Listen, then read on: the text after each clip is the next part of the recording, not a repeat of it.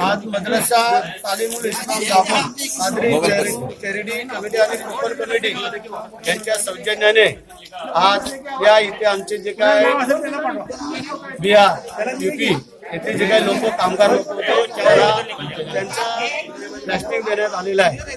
डाळ दिली, तांदूळ दिलं, गहू दिलं, कांदे बटाटे मसाला असं तेल असं सगळं त्यांनी आज दिलेलं आहे। एक चांगली संस्था म्हणून ते काम करत आहेत। त्यांना कळलं, त्यांना आमच्या तहसीलदारांनी सांगितलं, मग त्याप्रमाणे आज त्यांचं इथं वाटप आम्ही करतोय। त्यानंतर इथून आता आम्ही दाबलीला जाणार आहे। दाबलीला तिथे एका दुसऱ्या संस्थेने मटेरियल दिलेलं आहे, ते आम्ही वाटप करतोय। त्यानंतर आमचे एमआयडीसी प्रिव्ही कंपनी आणि त्यांचे ग्रुप या मंडळींनी शिजून अन्न दिलेलं आहे। खिचडी आणि लोणचं अशी त्यांना खिचडी आत्ताच जेवणापुरतं दिलेलं आहे आणि असं ते त्यांचं काम चालू आहे। जे आम्हाला मुख्यमंत्र्यांनी आव्हान केलेलं आहे त्या आव्हानाला प्रतिसाद देण्याचं काम आमची महाडची जनता करतायत।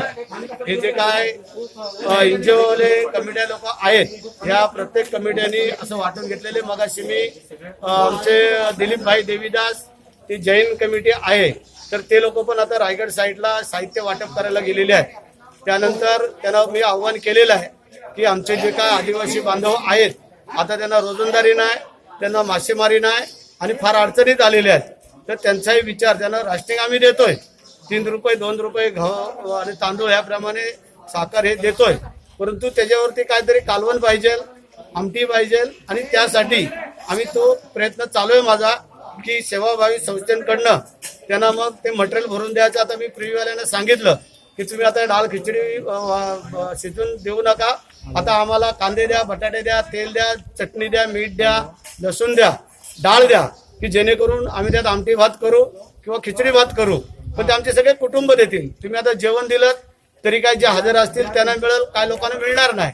मग आम्ही जे काही सरकारने जे काही 3 रुपये 2 रुपयाने जे काही धान्य देतोय ते त्यांना त्या 3 महिन्याचं पुरण्यासारखं आहे, पण त्याच्यावरती जे काही कालवण लागतं आमच्या कोकणी भाषेमध्ये मग ते काही का असं ना।